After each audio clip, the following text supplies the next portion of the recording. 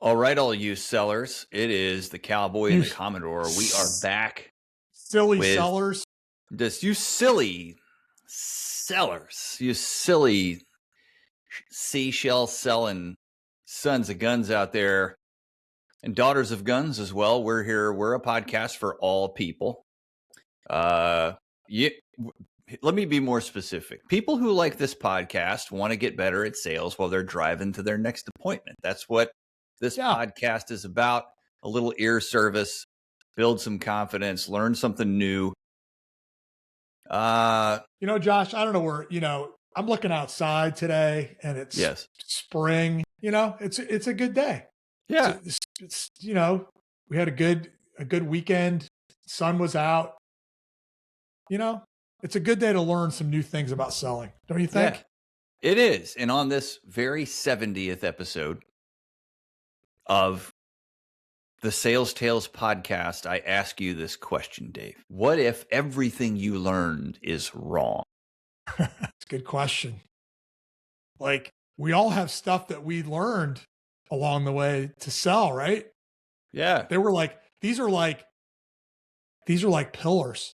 They're institutions. That's right. Like these are the 10 commandments of selling. We're not going to do 10. Not 10. Don't have time for 10. But you're right. The things we've learned are wrong. That's right. Many of them. And we chose 5 things that are not only wrong, but we're still teaching them to each other. We're still talking about them. We're still saying them. You can see them out there all the time. Just follow somebody on whatever your favorite streaming platform. Yes. And you'll hear one of these. You'll hear one of these at least. I agree. So we get them from the movies. We get them all over the place. So we need to set the record straight here, Josh, is what I'm hearing. Yes, we do. In fact, with these 5, we brought you 5 things that we're going to introduce on the other side of the break. 5 things that not only are wrong, but we're still teaching each other. Like my very first job, Dave, I used to be in selling pictures for Olin Mills. I went around to different churches and I'd have to sell pictures. And I was taught something that we're going to talk about on the episode called the alternative choice close. And the way that worked was that we would upsell frames to people. So our frame business was apparently a lot of margin in frames there. A lot of margin in frames. That was the place to be. Frames. The people in the frames division were just crushing it. Like the Kmart studio, not doing so well, but that frames division. So they wanted us to push frames on people. So the way we were trained was, Dave, so here's a picture of you and the family.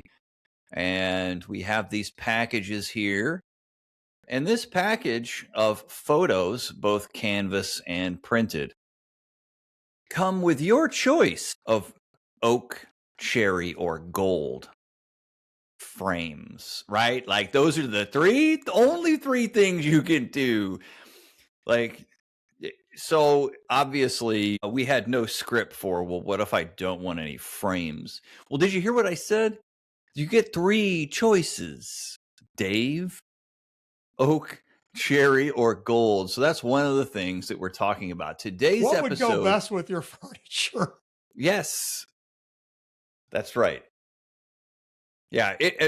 Another thing we were taught was just never to say no. We're not specifically covering that today, but that was just something where if we couldn't do it, you were taught to say, wish we could, but you could never say no to the customer. Apparently that was bad juju. We're going to cover the 5 biggest lies in sales that we are still talking about today on this episode of Sales Tales. All right, Dave. So as promised, we have 5 biggest lies in sales that we are still teaching each other today. It's still out there. And if you're listening to the show, you've probably heard it recently. Number 1, always be closing. We're going to talk about that one. ABC, baby. Always be closing. Number 2, you've heard it. Buyers are liars. Let's talk about that one. Number 3, the alternative choice closed, promised in the intro. We'll revisit it. Number 4, Dave, something that we've heard before, I know, just get them to like you first. Oh, yeah. right? As long as they'll like us, they'll buy from us. And then Yes. number 5 is something I was definitely guilty of. It's all about the presentation. It's all As about the long as presentation.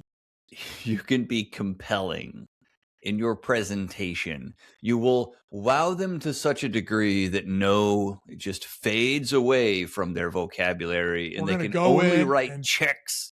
close it And then you with this close it presentation. because it's all about it. Yeah, which takes us right back to the top. Always be closing. Our number 1. Dave, you ever heard this one before? I have. So, and if you want, you can reach out to us. We'll give you our curated list of sales movies.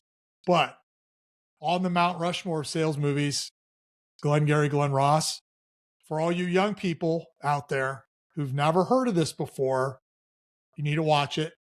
Glengarry Glen Ross, greatest actors of the generation that were in That that cast film. is loaded, man. Loaded. It Al Pacino, Al Jack Pacino, Lemmon, Alec Baldwin, Alec Baldwin, Alan Arkin, Kevin Alan Arkin, Spacey, Kevin and Spacey. Yes. not even done yet. It's Not even done insane. yet. I So mean, in the scene, yeah, go ahead. no, It's a good yeah, movie. I ran out of people that I could think of offhand. But You can see this on YouTube. There's a scene, it's Alec Baldwin sales manager scene, and he's up on the board. It's a sales meeting. It's storming outside. yes, Thunder. he's only in the these movie real for like a estate minute and a half. Yeah. agents are all rallied at night for some reason. Yeah, because they got to work the leads. So he Yeah. gets up on the chalkboard. This is where we are. Not a whiteboard, chalkboard. Always be closing ABC. Yes. How he starts the sales meeting off. And he goes, we're going to have a sales contest. Mm-hmm. First place.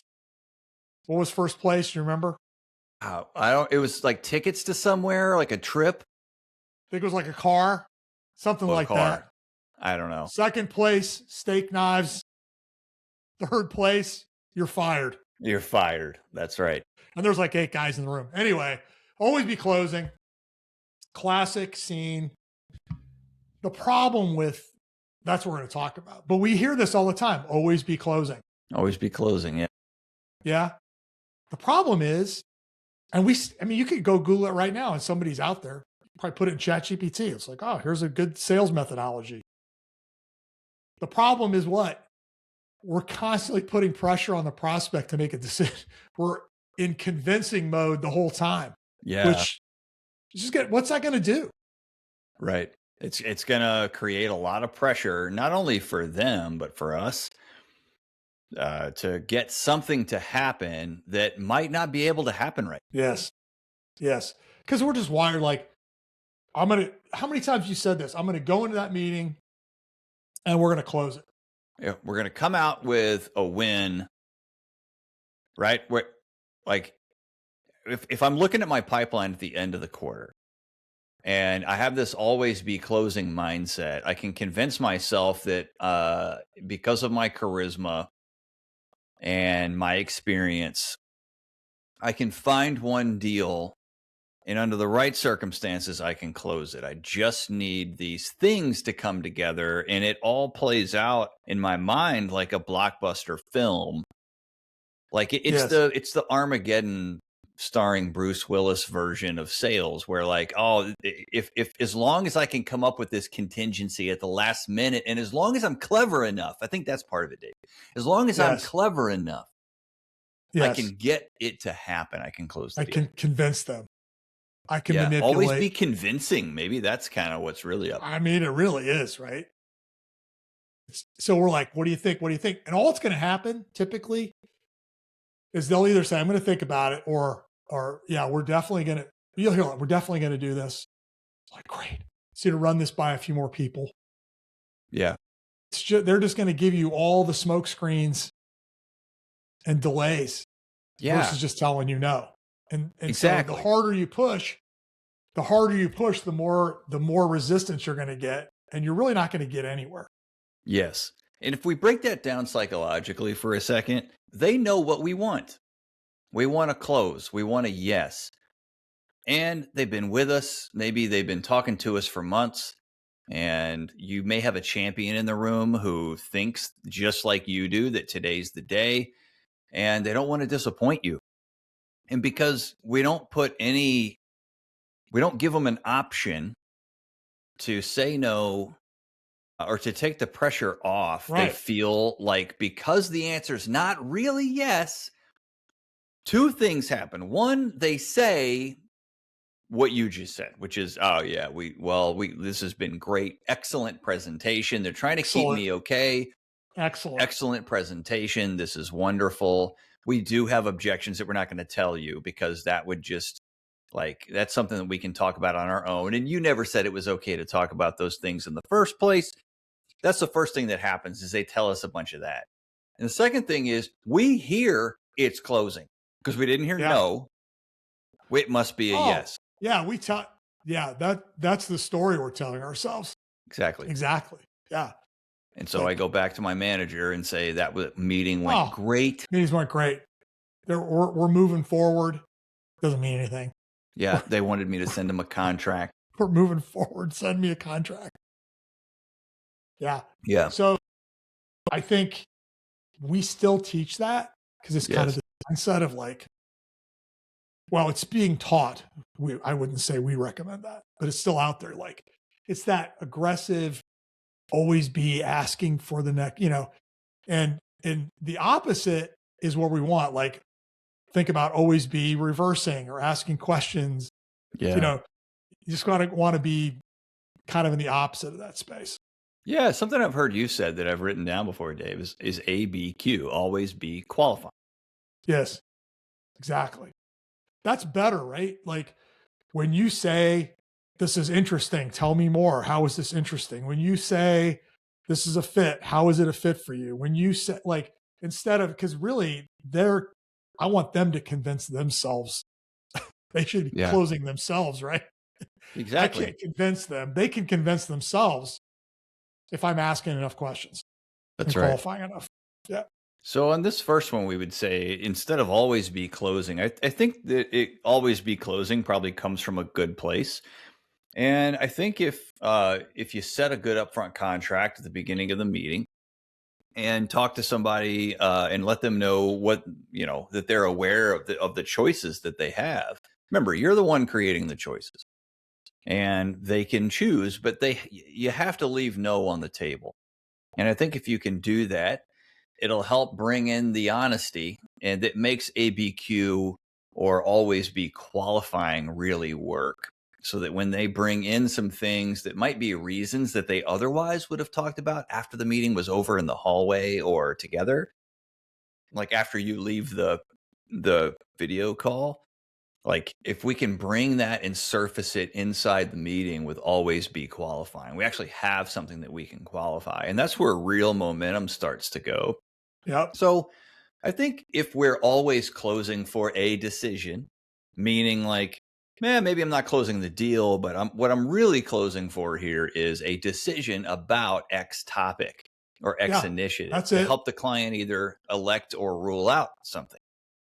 Yes. It's almost like so always be closing and then little parentheses behind it for a next step. For a next step, yes. For a commitment to the next meeting. Yeah. Because you need to close for, we're all closing for something, not necessarily closing the deal, but it's also got to be their idea. I don't suppose it would make sense for us to meet again. Exactly. So all 5 of these we're going to see, Dave, come from a real place. These are institutions for a reason. And the reason for this first one is that what you just said, we do want to close for a next step. We do want to close for some kind of decision. But what we don't want to do is think that we have control over what other people can choose to do, which is kind of what puts pressure on ourselves. And that's the unhealthy part of always be closing. Yeah. And what we can do instead is always be qualified. Yeah. And, it's interesting. I know we have some listeners out there who are, either in-home selling or, sell to individuals.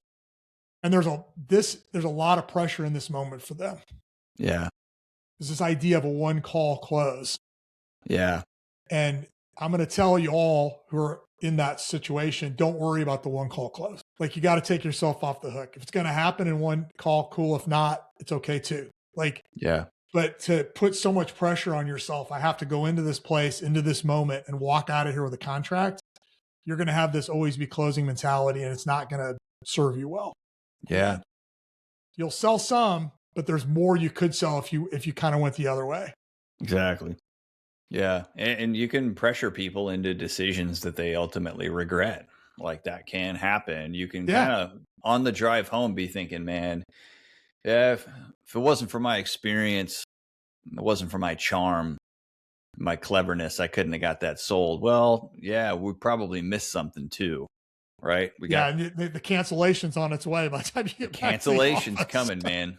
Yeah, that's definitely it. Like that's one of the worst things about it is sometimes I can successfully close something that I kind of forced close, only to realize that it ended up wasting a lot of time and money.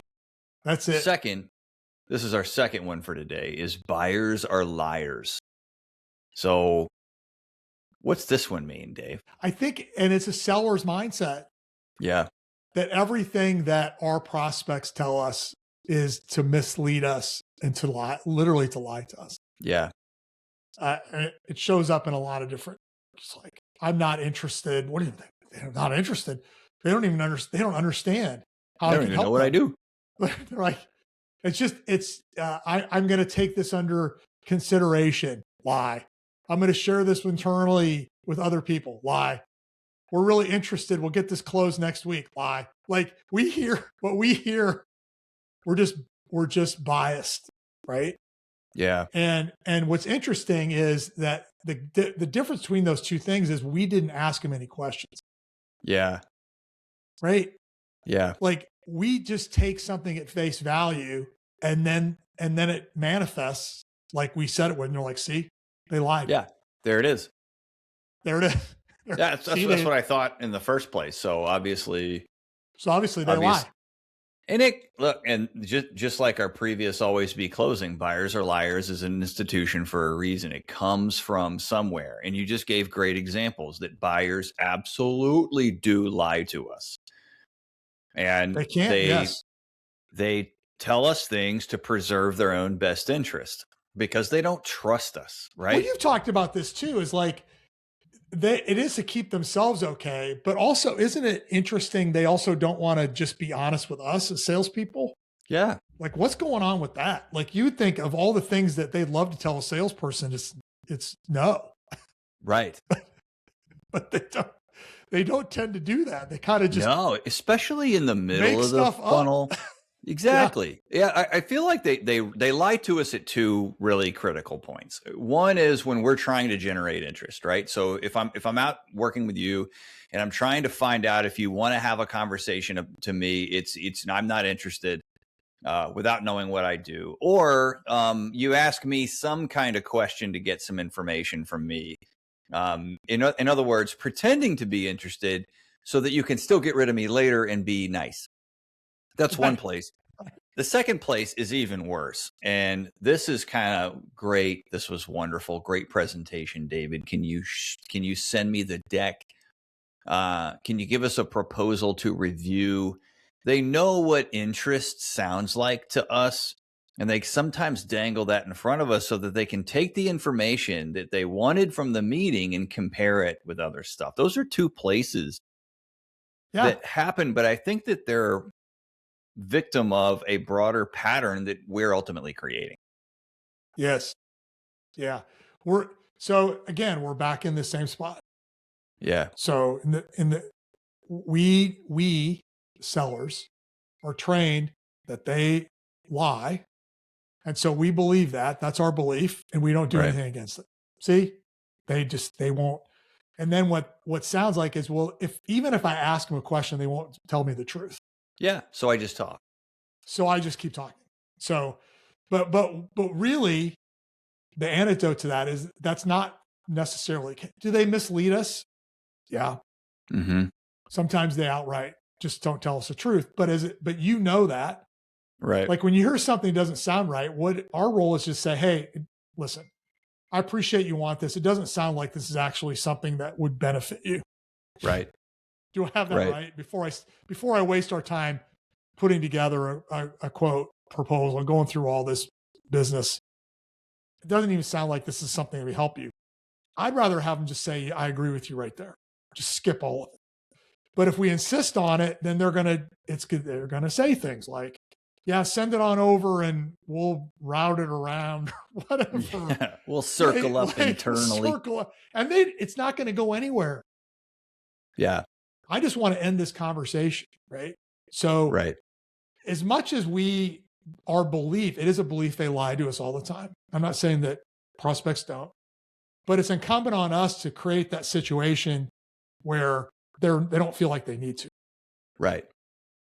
Right. Where there's a truth out there that you might not be interested, that you've tried something like this before and it didn't work, Yeah. that you're in a hurry, right? And I'm okay with those things if that's really what's going on, right? So my disruption to that is to create the honesty, and that I'm setting the tone that this is an honest conversation. And as long as I'm willing to give something up, the Yes. other person can relax, right? So I think always be closing mindset kind of creates this buyers or liars mentality where I am trying to close, I'm pushing too hard, and they're lying to me as a result of what I'm doing. I'm not asking any questions and I'm not qualifying, because I don't think that, because every salesperson is taught to listen. Every salesperson is told you got two Oh, ears and one mouth, and right. ingest information proportional to how you're speaking it. And everybody's told that. And the biggest reason we don't do it is because we think buyers are liars. So if they're not going to give me accurate information anyway, they're acting in their own self-interest. Right. But So if why I bother? can tell them enough about what I do and how I do it and why it's better, they'll listen to that and be convinced by my Mhm. charm and charisma and Uh-huh. experience and product. Yeah. And now we're back to convincing. Yes, always be convincing. And we're trying to convince, what comes back to us is not agreement. And Yeah, it can sound like they can start to, I mean, the classic lie is, this looks good for us, I need to run this by some other people. And usually that's just an outright lie. They yeah, have no intention of doing anything with it, but they know if they say that to you, they'll end the conversation. yeah. And And I can move you won't on, be and I disappointed. won't have to take your call ever again. You Yeah, you can keep exactly. pinging me, but I'm not gonna be engaged, right? That's right. So in this buyers or liars phase, we know that it comes from a place where, yeah, they actually do mislead us, because not you, not the person listening to this, but other salespeople have ruined them for you. Yeah. And they've gone in and done it the wrong way. And so they don't trust us. And in order to Right. create trust, I've got to be willing to sacrifice something. And a lot of times it's whatever appears to be in my own best interest. And if I can lay that aside and say, look, you might not be interested, disrupt those patterns, I can help shut down the pattern of buyers or liars. And what the third thing that we brought today on, you know, biggest lies in sales is another maneuver that we have to try to outwit the prospect, called the alternative choice close. So I hinted at Yes. this with my story at the beginning of the episode, Dave, but the alternative choice close is a big one here that I think a lot of people know about. And it's essentially not giving people options when they really do have options. Yeah. I mean, you're making a big assumption they're ready to, you're going to do this. So now I'm just going to give you or my choices I'm going to give you. None of them are, no, I don't want to do it at all. Right. Right. So that it's kind of like you're building a maze, right? But all of the exits lead to whatever it is you want. So I think the healthy place that alternative choice close comes from is the recognition that as a seller, you are the one designing the choices in the conversation. If you architect the conversation even a little bit well, you're presenting the choices that the buyer can make. Unfortunately, when you make all of the choices point to what you want out of the conversation, it sends a subliminal message back to the buyer that you'll be disappointed if you don't get one of those things.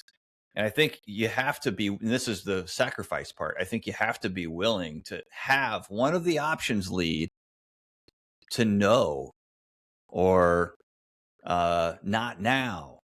Like, how much more relieved are you, Dave, when somebody tells you, hey, look, we're in the room together, but the door behind me is open.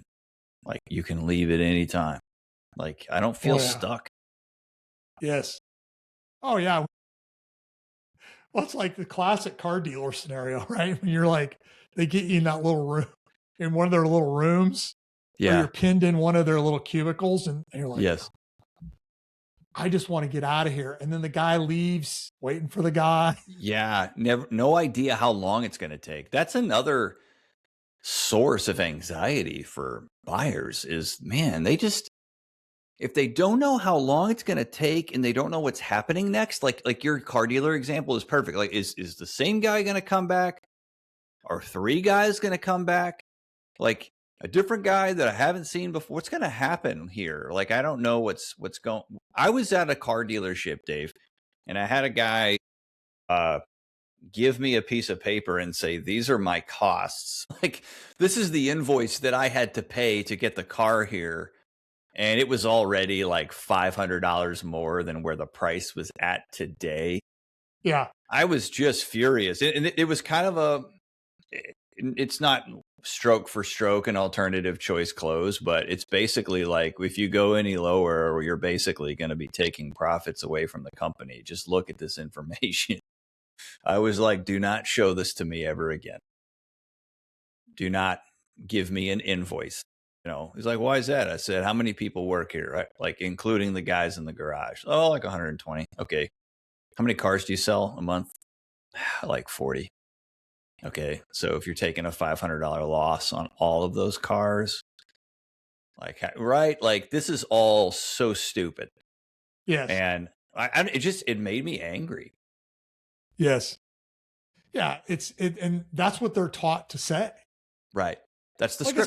It's kind of like your alternative choice. Like, it's a construct. Yeah. To outwit the customer. To outwit the customer, to get them in situations where, they'll blindly make decisions. And you're like, oh, I'm winning. And maybe they were inclined to do it anyway. Like, it's like, I could have done it completely differently. It's like, I don't suppose you'd like to have a big version of this over your mantle with a nice frame. Oh, absolutely. That's why I'm here. Great. Which one would you like? There's another way to get there, but instead it's like, I have to lead you down to your point, lead you down this path to maximize these outcomes. Well, I have to corner you. Yes. I have to corner you into the path that is. And they spring that on you in your scenario. Like, you've already made a decision, right? You're committed emotionally, made the decision. I've run the gauntlet. Here comes the paperwork. Oh, by the way, here's another $500. And 9 out of 10 times people go, fine. Yeah. You're mad about it. You do it anyway. And they don't care if they're not going to see you for 5 years anyway, if they even ever see you again. Yeah. Yeah, exactly. And it's all derivative of things that customers do. And I think sellers try to protect themselves a little bit. And the alternative choice close is one of those built-in protections that we have. Your choice of gold, cherry, or oak, right? And so I think people think that, okay, psychologically they didn't hear nothing. Well, what are some other versions of that? It's like,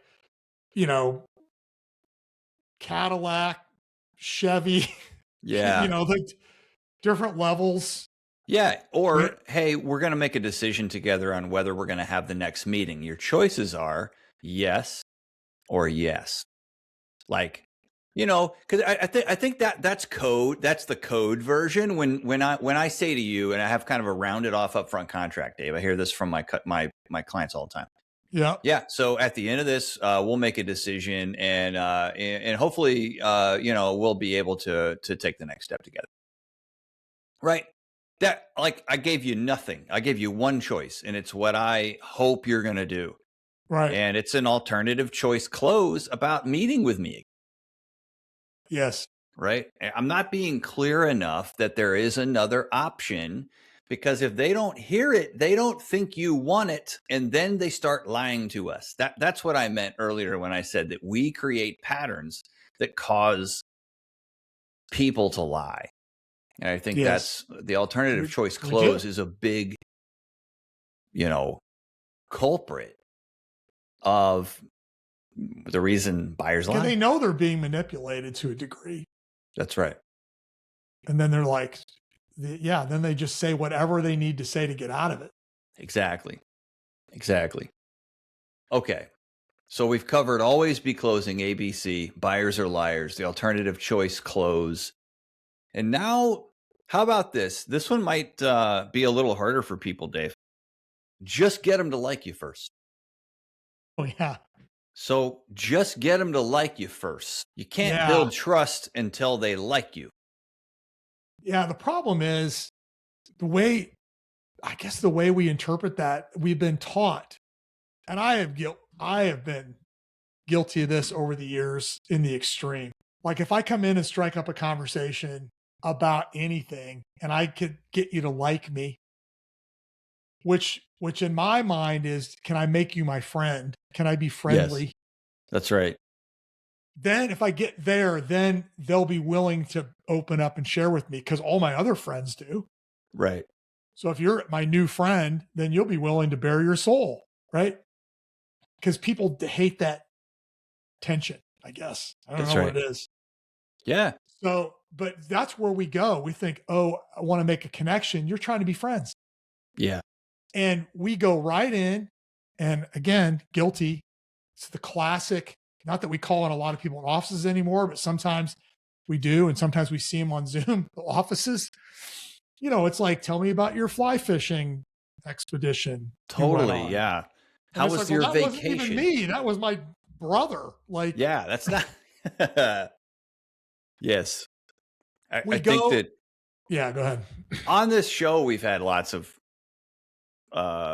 people come on and tell stories about how they followed the script of getting people to like them first, and it cost them. Yes. And so it's just you know, again, maybe, you know, a high eye to a high eye, you can get away with it. Maybe you won't get Yeah, any business done until they end up chatting about their dogs for an totally. hour, but you'll make a connection, not the right one. Make a Exactly. human connection. Oh, this is a nice person. We had a nice conversation. No business conversation.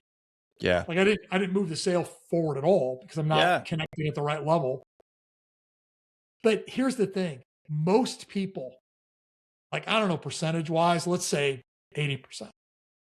That's not where you want to start. That's going to be a non-starter. You start asking them personal questions. The first time we've met, even like, how was your weekend? That's personal stuff. Don't go there because it doesn't work. Now they'll fake it. Again, we're Yeah. creating resistance. So they'll like, well, it was good. Yeah. They'll And give maybe you they some, even, and you're like, yeah, maybe even they actually give you an answer, right? yeah, that happens. Yeah. Just like you said, and it facilitates like I'm stealing time from myself. It's almost even worse when they answer. Because if Right. we have a 15 or 30-minute meeting, it's the first time I'm talking to a prospect. Burning I'm time. taking time away from myself to connect to them and satisfy my Yes. own emotional needs. Yes. And then what's worse, like this goes on and you think you're making a connection, and then they'll be like, so what do you got? Like, why are you here? Yeah. And then And that I'll, question comes when you got 8 minutes left. yeah. And you're Yeah. like, oh, like, so I guess that replace people want to do business with people they trust, right? And if you can be like them, like communicate, you know, that takes some time, match their communication style. But think about just building rapport. We talked about this a few episodes ago. Just building rapport is making that professional connection. It's like trusted advisor. So yeah, but we teach people that all the time, don't we? Yeah. Sadly, like Yeah. Yeah. I don't know. If you're listening to this, you probably had a manager at some point that told you to get them to like you or build a Why do we relationship. take them to lunch? Why do we take them to dinner? Yeah, it's Like all it's, about connection, yeah. building a relationship. So here's okay. Let me actually directly answer you, Dave. Here's why I think we take people to lunch and dinner. I think we have a script in us, and we've seen examples in our life of people that Hmm. we do have actual trust with. But the Yes. way we develop that trust was to spend a long time building a relationship that led to trust. Yes. So people who are really close to you can tell you to your face that you're not being healthy or you're, being a jerk in a certain situation, and the relationship can persist because you have rapport. And so we've developed this sort of rule that I can't have the rapport unless I first develop the relationship that leads to rapport, which is, I think, the healthy backdrop that gets us to phrases like just get them to like you first. But really, I want to challenge that thinking with the idea that, you have a primary care physician, and maybe you know that person's first name now, but you didn't the first time you met them. And I bet that first time you met them, they prescribed some drugs that, if taken in the wrong order or in the wrong time or in the wrong amounts, could kill you. Right. And that person, you're right, like they wrote you a prescription and off you went. And because you had immediate rapport with that person, because they developed a business connection with you, a professional Yes. connection with you instead, which can be created instantly if I'm willing to sacrifice, if I'm being honest, and I'm sharing in a brutal, honest way that creates equal business stature. Yes. Exactly. So you got to think differently about, like, you want to ask questions like, tell me about your role. What got you into this role? Like, keep it. Tell me about your organization. Tell me about your team. Tell me about that. All that builds rapport Yeah. in a healthy way in the right context. Now, I hear this all the time. This makes me crazy, but so you say we can't ever be friends? Like, I didn't say that. If you develop a relationship, to your point, down the line where it becomes friendly, even there, I'm kind of like warning signs. Like, even when you're friends with somebody, it's hard to have an honest, as you said, an honest conversation. Yeah. People that were willing to call you out. Now, if I'm not in the friend zone and I'm here as a trusted advisor and I'm in this equal business stature mindset and you've hired me to help you solve problems, I'm more willing, if that's the lane I'm in, more willing to say the emperor has no clothes. Yes. Yes, indeed. And so, Dave, building on that to kind of wrap this section up, do you have a few questions that we could start a call with that are not, how was your weekend? To help us build Yeah. a behavior for So this. let's just say let's say we get into the conversation, right? So we get it through all those gates and they're having, right? So I'm always going to be like, so you can think about, there's these connect questions. One of them is, can you tell me a little bit more about your role or what, your job, your role? Just curious, like, not a lot of people end up in this industry. How did you end up here Great question. in this place? Right. That's a good question. People love to have that conversation. Yeah. So, hey, I was reading an article about your company last week. I'm not sure this is actually impacting you, but this is what it said. Like, what are your thoughts on that? So, kind of organizational questions, marketplace questions, trends. You know, we have so many clients, you and I, that are impacted by AI and impacted by data centers and whatnot. That's Yeah. always a good topic. Like, Right. how has this trend in data centers impacted your industry? What do you see as some trends, right? And Yeah. then, but those aren't anything about Pain Funnel. I'm not trying to find any problems with it. I'm Right. just trying to make a connection with you professionally. Can you help me out? I read an article about this. I was curious about this. Could you help me understand this a little bit better? But things that are in their industry experience and their own professional experience are the places I would start. Nice. Personally, I've got no problem kind of going, hey, we don't have a lot of time. Can we get into it? But there are a lot of people listening to this probably who don't really feel comfortable with that. And I thought your questions can give them a way to sound like themselves or feel more comfortable, get wading into a professional dialogue, but Yeah. at their own pace. Well, I So was I, even I like, thought, hey, yeah, checking out your link. Before we are jumped on LinkedIn, and I noticed you just started in this role about 3 years ago. What got you in? yeah, yeah. Tell me How about did you that. get here? People love to talk about themselves. And I think all those questions lead to that. And that can help somebody relax. And it's a less awkward transition into business, because we don't want to sort of upset the polite balance that we've created with each other Yeah. with this. Well, and it's business. How is your Yeah, weekend? it's business adjacent, right? So if I Yes. go from how you got in your role, what's going on in your market, what's going on with your team, then it's really the top of the pain funnel question is just one more move. So what kind of challenges are you dealing with, right? Like Right. you're not going from talking about their fishing trip last month to like, so what To challenges are like you a facing? sharp left turn Right? to It's just like you're like not even in the same arena I at that gotta point. jerk the wheel now. And that's weird. Don't be weird, folks. All right. That was number 4. Number 5, it's all about the presentation. Oh, If yeah. I can somehow, sort of sparkle my way to a win, it's through a great presentation, Dave. Well How much said. emphasis in your career have you had to You put on said sparkle your presentation? way.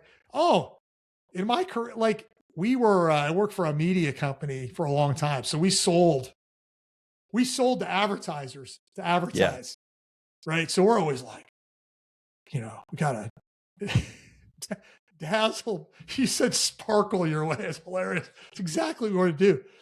It's like we spent more time thinking about how we can make what we have look sexy than really prior to that focusing on what their biggest concerns were, Exactly. right? Like what are the problems? And we came in and we were just presenting Yep. features and benefits. This is our audience, this is how many there are. They like to read this. Like we're all about us in a Yes. presentation. Yeah. But we were convinced that it mattered so much. And we Yeah. would spend, depending, right? A week, get a whole team together. I line up people on my team to come with. I need you to come because this is going to be something I want you to speak to. And you know what I mean? It's like it was Yeah. all about that presentation. And it was never a situation where I knew that they were in a position to say yes or no. It was always like we were invited in to present. And we're Yes. like, we skipped so many steps and put all the pressure Yeah. Well, on what are that they going to ask one us? moment. Yeah, you're All anticipating right. questions. So I think if they ask us this question, we'll actually skip from slide 80 to Right. 129 right Yes. here. All I right. got And it. then Bruce, this is you. This is you. All right. So if they You'll be ask up. this, Yeah. it's just we're trying to game plan if you're sitting there before your sales meeting and you're trying to set your deck up or set the conversation up between however many team members and you are going to be on the call, Right. all around questions you might get, you're doing it wrong. Right. Like you're walking into a trap. And this is what's so difficult about this last one, Dave, is that we get pressure to present from 2 places. One's from the customer. So we've heard this before where buyers come in, they act interested, and they act interested so they can take our information, right? So they have some misleading and some dance steps that they're doing Yes. just to get our information. And we fall into it because we think that they're excited and we want to present. And that leads to, all right, Bruce, we're going to run 38 belly option on 2 if they say this question. That's the first place. The second place, Dave, often is internally. I also see sales leaders who are not on the front line telling their people a lot. Things like our customers don't know enough about how our solution works. And that may be true, but it's not necessarily the problem that we have to solve when we're in the process of qualifying a customer. What do you think about that? Yeah. I mean, there's definitely a gap there. Yeah. Like they don't know, like we're making a bunch of assumptions that they know what we know, right? And so then we just skip stuff. We're like, well, they understand how this all works. And so we're just going to come in and present Right. and we assume they're connecting all the dots to their Right. problems, but we don't Right. even know their problems. Like when I say it out loud now, and it's interesting because, there's so many sales calls I would have replayed back in the day when I Big was time. baby seller, right? Yeah. I Like, cost myself a lot of money. you're like, we would rather assume we know the problems and build a presentation with Q&A to rebut the objections that we anticipate getting based Yeah. on our assumptions. We'd rather do that than spend time up front and even see if it makes sense to even do a presentation. And if we do one, calibrate it to their problem. Exactly. It's just fascinating to me. Yeah. Yeah. And I think a lot of that pressure, comes from, confused buyers entering late stage sales processes and not Yeah. really understanding how exactly how things work.